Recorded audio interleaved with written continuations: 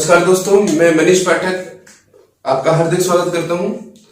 जैसा कि हमने पिछली क्लास में फेल और पास के टाइप के क्वेश्चन पढ़े थे, ठीक है, जिसमें हमने दो पार्ट पढ़े। आज जो हमें पढ़ना है मेरे भाई, वो पढ़ना है वेन आरेख। क्या पढ़ना है? वेन आरेख। इस पर भी पेपर में बहुत अच्छे क्वेश्चन आते हैं, ठीक है। और इसे हम दो पार्ट में पढ़ेंगे यार, पार्ट 1 और पार्ट 2। वेन आरेख के दो तरीके के क्वेश्चन वो होते हैं जिसमें 2 डायग्राम बनते हैं और 3 डायग्राम। आप इस वीडियो को पूरा अंत तक देखो। मैं पूरी तरीके से प्रॉमिस करता हूं आपको कि पेपर में आपको इस वेन आरेख के क्वेश्चन के लिए बिल्कुल भी पेन उठाने की जरूरत नहीं पड़ेगी, ठीक है। 2 सेकंड या 5 सेकंड के अंदर आप देखते ही इस क्वेश्चन का आंसर दे पाओगे। लेकिन ऐसा तभी हो पाएगा जब हमें डायग्राम बनाना भी आता हो। मैं आपको ऐसे भी क्वेश्चन कराऊंगा, ठीक है, जिनमें आपको डायग्राम बनाने की बिल्कुल भी जरूरत नहीं पड़ेगी। लेकिन हमें डायग्राम बनाना भी सीखना है और सवाल को बिना डायग्राम बनाए हुए भी करना सीखना है, दोनों तरीके से। देखो, बेसिक हमारा तभी मजबूत हो सकता है जब हम उसका पूरा वेन डायग्राम अच्छे से ड्रॉ करके सीख जाए। और पेपर में हमें क्या करना है, वेन डायग्राम ड्रॉ नहीं करना, सिर्फ हमें नॉर्मल सी कैलकुलेशन करनी है, जोड़ घटाओ, और उसके बेहद पर हमें वो क्वेश्चन कर देने हैं। चलिए, तो मैं शुरू करता हूं वेन आरेख का। पहला क्वेश्चन आपकी स्क्रीन पर आ रहा होगा, चलो मैं पढ़ देता हूं। एक परीक्षा में 60% विद्यार्थी गणित में पास है और 40% विद्यार्थी अंग्रेजी में पास है, 20% विद्यार्थी दोनों विषय में पास है। तो इसमें 5-6 टाइप के क्वेश्चंस पूछे जाते हैं, वो मैंने लिखे हुए हैं। कितने प्रतिशत परीक्षा में पास है, कितने परसेंट फेल है, कितने परसेंट केवल गणित में पास है, कितने परसेंट केवल अंग्रेजी में पास है, कितने परसेंट केवल एक विषय में पास है, और कितने परसेंट केवल एक विषय में फेल है। ये सारे 6 क्वेश्चन मैंने आपको लिख दिए हैं। भाई एक बात समझ लेना दोस्त, इस क्वेश्चन के लिए हम बिल्कुल बेसिक से समझेंगे। पहले समझ वाली बात, इस क्वेश्चन को हम बिल्कुल बेसिक से करेंगे। इसके बाद हम क्वेश्चनों को बिना वेन डायग्राम ड्रॉ करे हुए करने की कोशिश करेंगे। चलो, जैसे 60% विद्यार्थी गणित में पास है, 40% अंग्रेजी में पास है और 20% दोनों विषय में पास है। तो जब हम इसका डायग्राम बनाते हैं तो इसमें 2 तरीके के सब्जेक्ट है मेरे भाई। कितने सब्जेक्ट है? 2 तरीके के, मैथ है और ये इंग्लिश है। ये मैंने ले लिया, चलो, मैथ और ये इंग्लिश, सही। इनका कुछ कॉमन पार्ट भी था 20%, वो मैंने इसीलिए इन्हें इंटरसेक्ट कर दिया। कितने परसेंट विद्यार्थी ऐसे हैं जो दोनों सब्जेक्ट में पास है? 20%। ये मैथ में भी है और ये 20% ही इंग्लिश में भी है। इसने बताया कि 40% विद्यार्थी अंग्रेजी में पास है और 60% गणित में पास है और 20 ऐसे हैं जो दोनों में। तो मेरे भाई मैथ में जो टोटल स्टूडेंट इसने दे रखे हैं वो 60 दे रखे हैं, जिनमें से 20 आपने लिख दिए, तो 40 और लिख दो। इंग्लिश में टोटल 40 दे रखे थे, जिसमें से 20 आप लिख चुके हो, तो 20 और लिख दो स्पेशली। समझ में आई बात? जैसे अगर पूछे कि मैथ में कितने हुए, तो 60 नहीं होंगे, 40 ही और 20 ही 60। इंग्लिश में 20 ही है और 20 ही 40, 20 दोनों में कॉमन है। तो अगर वो ये पूछता है कि कितने परसेंट पास हुए, तो 40 ही है, 20 ही है 60 और 20 ही है 80। इसका मतलब पहले सवाल का आंसर हो जाएगा 80%। और अगर 80% पास है तो दूसरे सवाल का आंसर हो जाएगा कि 20% फेल है। नॉर्मल सी बात है। अच्छा, इसने बाद में पूछा कि केवल गणित में कितने पास हुए। तो भाई वैसे पूरे गणित में तो 60 है, लेकिन अगर मैं केवल गणित की बात करूं तो केवल गणित में जो हो जाएंगे वो जाएंगे आपका 40। केवल अंग्रेजी की बात करें तो केवल अंग्रेजी में हो जाएंगे 20, ये वाले ओनली इन इंग्लिश। अच्छा, केवल एक विषय में पास कितने होंगे? तो यार एक बात देखो आप, मुझे 40 ये पास है, 20 ये पास है, 20 ये है। ये तो दोनों सब्जेक्ट में है। ये एक सब्जेक्ट के हैं केवल मैथ के, और ये भी केवल एक सब्जेक्ट के हैं केवल इंग्लिश के। तो ओनली ना अदर सब्जेक्ट के हो जाएंगे आपके 60%। कैसे? ओनली अदर सब्जेक्ट में 20 ये है और 40 ये है। ये एक ही सब्जेक्ट के तो है और ये भी एक ही सब्जेक्ट के है, तो इसका मतलब 60% हो गए। अच्छा, छठा सवाल यह है कि कितने परसेंट विद्यार्थी एक विषय में फेल है। भाई जितने परसेंट विद्यार्थी एक विषय में पास होते हैं उतने ही परसेंट विद्यार्थी एक विषय में फेल होते हैं। ये बात आप नोट कर लो। एक सब्जेक्ट में पास होने वाले विद्यार्थी बराबर एक सब्जेक्ट में फेल होने वाले विद्यार्थी आपस में क्या होते हैं? बराबर होते हैं। मैं इस बात को आपको बिल्कुल बताता हूँ, लेकिन ऐसा तभी होगा जब हमारे पास सब्जेक्ट 2 हों। आप एक बात समझना, जैसे A, B, C और D, 1 2, इन चारों ने मैथ और इंग्लिश सबके पेपर दिए, मैथ का भी पेपर दिया, इंग्लिश का भी पेपर दिया। इन चारों के साथ अलग अलग घटनाएं घटी। ए दोनों सब्जेक्ट में पास हो गया, बी दोनों सब्जेक्ट में फेल हो गया, सी मैथ में पास हो गया, इंग्लिश में फेल हो गया, डी मैथ में फेल हो गया पर इंग्लिश में पास हो गया। ये सब्जेक्ट मैंने मान लिया मैथ, ये सब्जेक्ट मैंने मान लिया इंग्लिश। अब आप मुझे ये बताओ कि ऐसा कौन सा विद्यार्थी है जो दोनों सब्जेक्ट में पास है? आप कह दोगे ए। ऐसा कौन सा विद्यार्थी है जो दोनों सब्जेक्ट में फेल है? वो है बी। ऐसा कौन सा विद्यार्थी है जो एक सब्जेक्ट में ही पास है केवल? तो आप कहोगे कि जी सी है और डी है, ये एक सब्जेक्ट में ही पास है दोनों। अगर मैं ये पूछ लूं कि एक सब्जेक्ट में फेल कौन कौन है, तो वही है सी और डी। समझ में आएगा? तो जो विद्यार्थी, जब सब्जेक्ट आपके पास दो हैं और दो में से एक सब्जेक्ट में ही पास है तो एक में क्या होगा? फेल। एक सब्जेक्ट में ही पास है तो एक में क्या होगा? फेल। तो जितने विद्यार्थी एक सब्जेक्ट में पास होते हैं उतने एक सब्जेक्ट में क्या होते हैं? फेल होते हैं। तो छठे क्वेश्चन का आंसर आपको इस तरीके से देना। समझ में आ गया इसका बिल्कुल बेसिक से आपको? ठीक है। आगे हम कुछ क्वेश्चन ऐसे करेंगे जिनमें हम डायग्राम वायग्राम बनाएंगे नहीं। समझ में आएगा? बिल्कुल बिना डायग्राम बनाए हुए ओरली करेंगे, मौखिक रूप से, और बहुत ही तेजी से करेंगे जैसे पेपर में करना है। चलो एक और अच्छा क्वेश्चन है, स्कोर कर लेते हैं। एक परीक्षा में 42% विद्यार्थी जंतु विज्ञान में पास है। जंतु विज्ञान का मतलब जूलॉजी होती है। 35% विद्यार्थी बॉटनी में पास है और 15% दोनों में पास है। यदि इस परीक्षा में कुल 2500 विद्यार्थी शामिल हुए हों तो एक विषय में पास होने वाले विद्यार्थियों की संख्या ज्ञात करें। भाई अगर मैं इसका वेन डायग्राम बनाऊं तो आप मुझे बताओ 15% ऐसे है ना जो दोनों सब्जेक्ट में पास है, तो केवल जूलॉजी के कितने बचेंगे? केवल जूलॉजी के हो जाएंगे 27, क्योंकि पूरी जूलॉजी में 42 थे, तो 27 ये हो गए, तो 15 हो गए, पूरे हो गए 42। अच्छा केवल बॉटनी में कितने थे? केवल बॉटनी में थे 35, तो यहाँ पे मैं कितने लिख दूंगा? 20। ये बॉटनी हो गई। बॉटनी का मतलब वनस्पति विज्ञान। तो अगर मुझसे वो ये पूछे कि कितने परसेंट पास हुए, तो 27 और 15 42 और 20 62। पूछे कितने परसेंट फेल हुए, 62 पास है तो 38 फेल हो गए। केवल जूलॉजी में कितने पास हुए? 27। केवल बॉटनी में 20। केवल एक सब्जेक्ट में पास होने वाले कितने हैं? 47। कितने हैं? 47। तो केवल एक सब्जेक्ट वाले जो हो गए वो हो गए 47%। लेकिन इसने सवाल में पूछा क्या है वो देखो आप। इसने सवाल में पूछा कि उनकी संख्या बताओ। अगर टोटल विद्यार्थी 2500 हो तो 2500 का 47% निकाल लो, आंसर हो जाएगा आपका 1175। समझ में आएगा? 47/100 गुणा 2500 करके 1175 आपका आंसर आ जाएगा। अगर हमें इस सवाल को बिना वेन डायग्राम बनाए हुए करना हो तो 42% जैसे बॉटनी में थे तो उनमें से 15 मैंने निकाल लिए, तो केवल एक सब्जेक्ट वाले जो पास होने वाले हैं वो केवल बॉटनी वाले को कितने हो जाएंगे? 27। केवल जूलॉजी वाले कितने हो जाएंगे? 20। 27 और 20 47। बिना वेन डायग्राम बनाए हुए आप इसे आराम से कर सकते हो। ठीक है। जैसा अगला सवाल आपकी स्क्रीन पर आ रहा है। एक परीक्षा में 34% प्रतियोगी गणित में, 42% प्रतियोगी अंग्रेजी में असफल होते हैं, मतलब फेल होते हैं। यदि 20% दोनों में असफल हुए हों तो कितने प्रतिशत प्रतियोगी दोनों विषय में सफल होते हैं? ज्ञात करें। भाई देखो कुछ भी पेन उठाने की जरूरत नहीं है इसमें, ना आपको वेन डायग्राम बनाने की जरूरत है, कुछ नहीं करना, बिल्कुल समझो। इसमें क्या है, मैथ में भी फेल दे रखे और इंग्लिश में भी फेल दे रखे हैं और वो सब्जेक्ट में भी फेल दे रखे हैं। इसमें कितने फेल है? 34। इसमें कितने फेल है? 42। और इसमें दोनों में कितने फेल है? 20। समझ में आएगा? तो अगर आप चाहो तो डायग्राम भी बना सकते हो, और अगर आपको डायग्राम नहीं बनाना तो एक काम करो, इन दोनों को जोड़ लो। इन दोनों को जोड़ोगे तो 40 और 30 70 और 4 और 2 6, 76% ये हो गया। माइनस 20% कर दो तो ये हो जाएगा आपका 56। 56% विद्यार्थी फेल हुए तो इसका मतलब 44% क्या होगा? पास।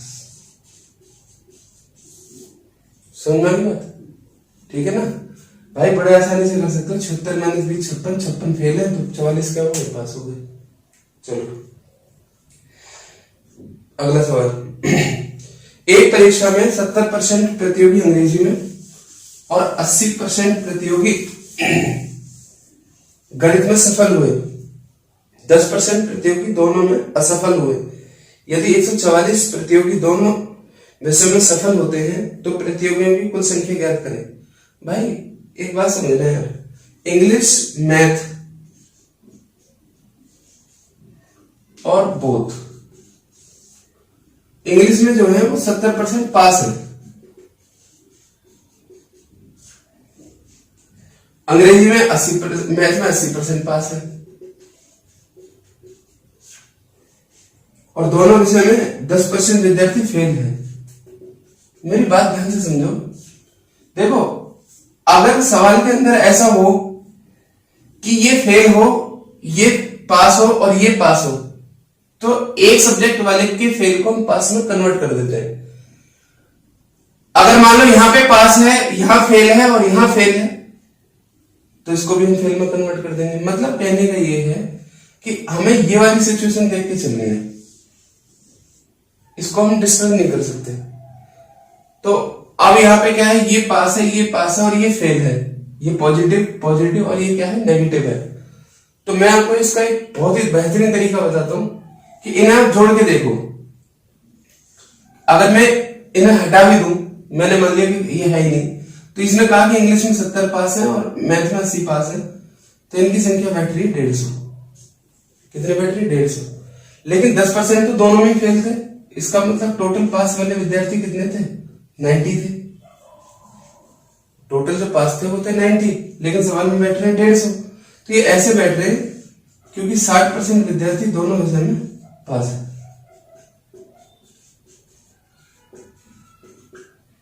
कितने पास है, 60% विद्यार्थी दोनों विषय में पास है।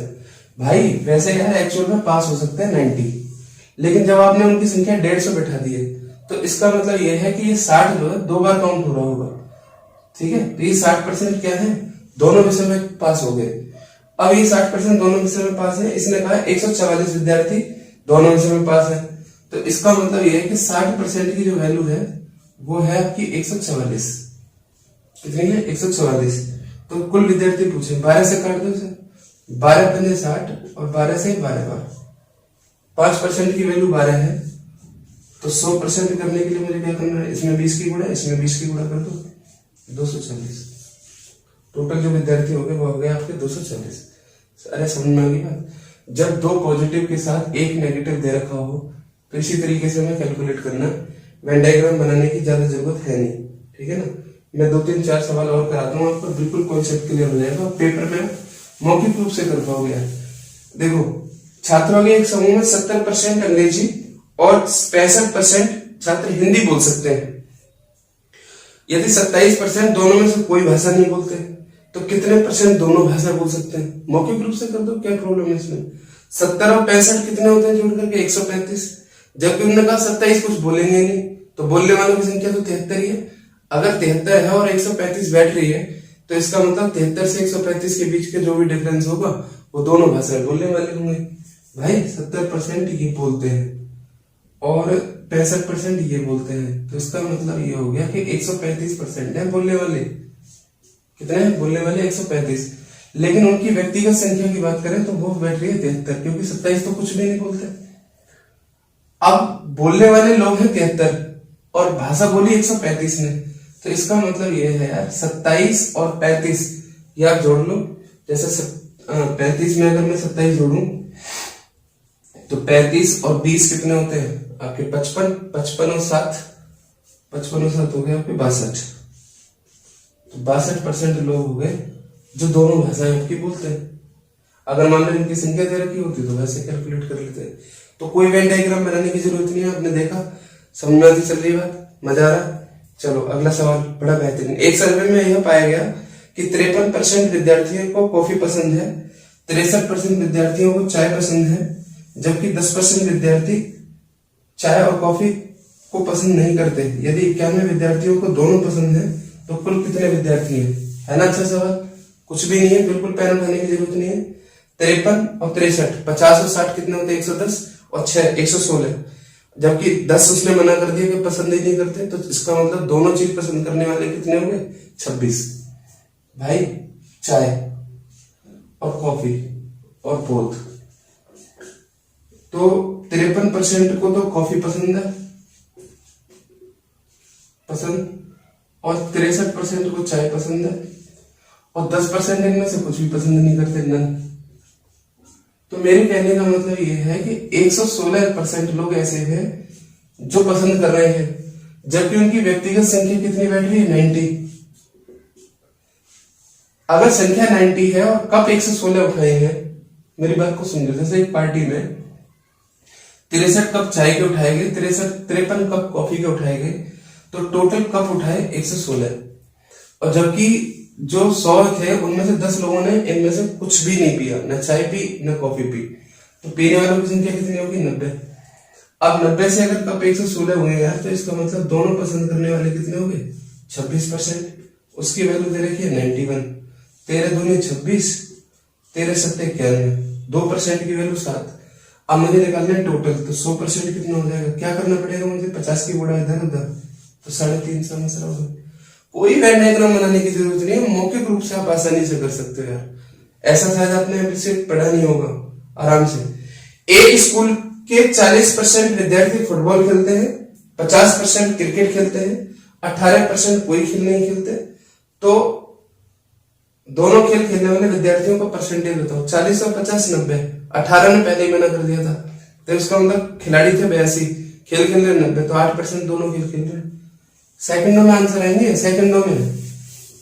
दुनिया भर का काम हम पढ़ रखा होगा आपने आज तक, ठीक है भाई। 40 ये, 50 ये, तो इसका मतलब खेल खेलने वाले तो 90 हो गए।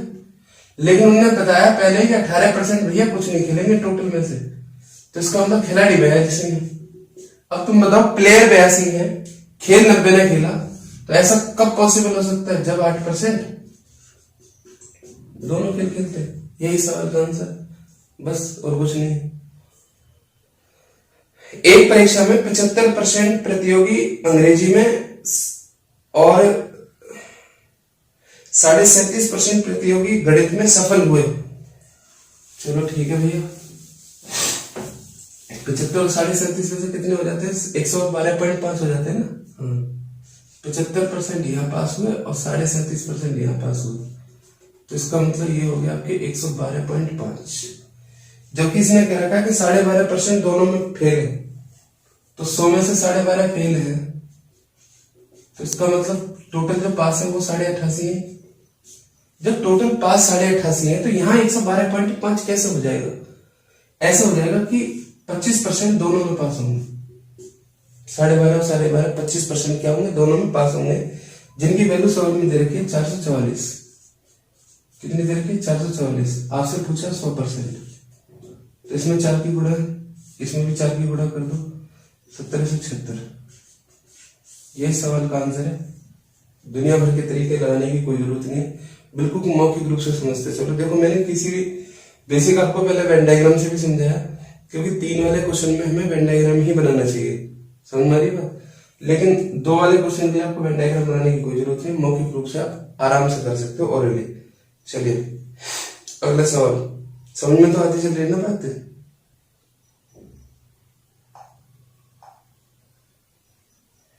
हाँ, ये बहुत अच्छा सवाल है यार। किसी परीक्षा के 72% विद्यार्थियों ने जीव विज्ञान तथा 44% ने गणित लिया। यदि प्रत्येक विद्यार्थी ने जीव विज्ञान अथवा गणित में से कम एक विषय जरूर लिया हो और 40 विद्यार्थियों ने दोनों विषय लिए, तो कक्षा में कुल विद्यार्थियों की संख्या क्या है। भाई अब तक क्या था, सारे सवालों के अंदर एक नेगेटिव पॉइंट भी आता था, जीव विज्ञान है और गणित है ना। हाँ, जीव विज्ञान का मतलब बायोलॉजी और मैथ। 72% ने ये लिया और 44 ने ये लिया, तो इसका मतलब संख्या बैठ रही है 116। अच्छा, इसमें नेगेटिव नहीं है, अगर नेगेटिव होता तो मैं वहां से कंपैरिजन करता। मान लो ये कह देता 10% ने कुछ नहीं लिया, न मैथ लिया न बायो लिया, तो फिर इसका मतलब 90 ही लेते, 116 बैठ रहे, तो आंसर आता दोनों विषय लेने वाले 26।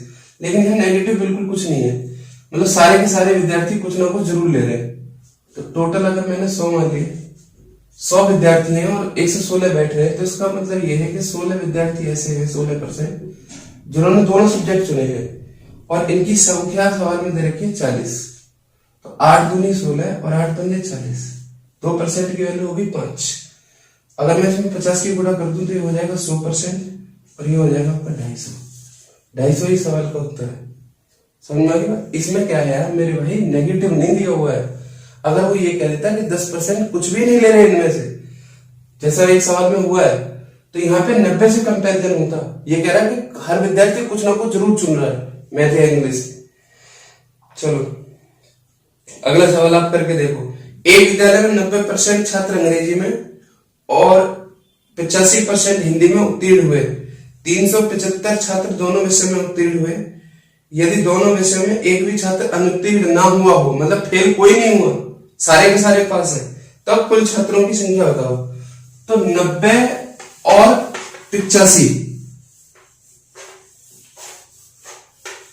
90 किसमें है? इंग्लिश में। 85 किसमें? हिंदी में।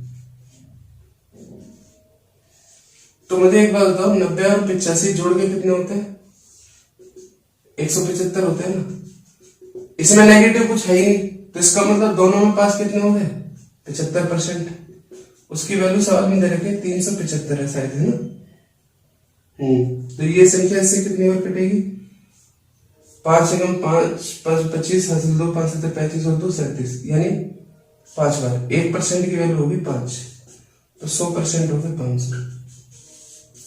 सेकंड में आंसर आएंगे बिल्कुल। समझ में आ रही बात है? तो चलो, एक कक्षा में 55% विद्यार्थी रसायन विज्ञान में पास हुए, 50% भौतिक विज्ञान में पास हुए, जबकि 75% कम से कम एक विषय में पास होते हैं, तो कितने % विद्यार्थी दोनों में असफल होते हैं? देखो ये सवाल बड़ा अजीब गरीब है। इसमें जो बच्चे वेन डायग्राम बनाने लग जाते हैं ना, वो परेशान होंगे कि यार ऐसे कैसे डायग्राम बनेगा कि कक्षा में 55% तो केमिस्ट्री में पास है, जबकि दोनों में कह रहा है 75 है। भाई ये 75 दोनों के नहीं, टोटल पास है। इस सवाल में कुछ भी नहीं है, टोटल जो पास है सारे मिला करके वो 75 है। तो फेल कितने होंगे? 25। यही सवाल का आंसर है, बस खत्म। समझ में आ रही बात? ये जो 75 है ये टोटल पास दे रखे हैं। क्या है? टोटल इतने पास है, तो फेल कितने हुए? तो फेल 25 हुए ना। आप देखो कि अगर मैं इसका वेन डायग्राम बनाता, ठीक है, अब बच्चे क्या करते हैं, यहाँ 75 रख देते हैं। वो भाई तुम यहाँ 75 रख दोगे तो इसके तो 55 ही, तो ऐसा तो डायग्राम तो बन ही नहीं पाएगा फिर। ये इस सवाल में ये कह रहा है कि 75% कम से कम इस परीक्षा में पास हुए, तो फेल कितने हुए? 25। बस बात खत्म होगी और कुछ नहीं। ये अब बच्चे थोड़ा सा कंफ्यूज ये भी हो रहे होंगे यार कि हमें ये कैसे पता चला कि कैसे क्या है। एक तो लैंग्वेज पढ़ो पहली बात। दूसरी बात अब ये देखो कि अगर मैथ, उसमें कौन सा सब्जेक्ट है? केमिस्ट्री है ना। केमिस्ट्री में अगर 55 पास है तो दोनों में 75 तो हो ही नहीं सकते। इसका मतलब 75 ओवरऑल है। समझा की बात?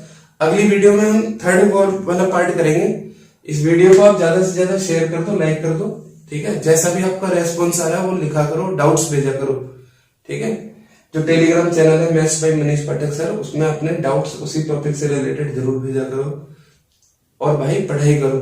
लॉकडाउन में आप जितना ज्यादा कवर कर सकते हो वो कवर करो। बच्चे बहुत पढ़ रहे हैं। ये मत सोचो कि हम क्या है क्या नहीं है, अब पेपर वैकेंसी आएंगी या नहीं आएंगी। जिस दिन वैकेंसी आनी शुरू होंगी आपको टाइम नहीं मिलेगा। समझ में आ रही बात? जो अच्छे बच्चे हैं, जो पॉजिटिव है, पढ़ाई करने से बहुत सकारात्मक सोच बनती है, बहुत ही अच्छी फीलिंग आती है। 2-4 दिन पढ़ाई करके देखो, अपने आप ही नकारात्मकता खत्म हो जाएगी। तो आज के लिए इतने।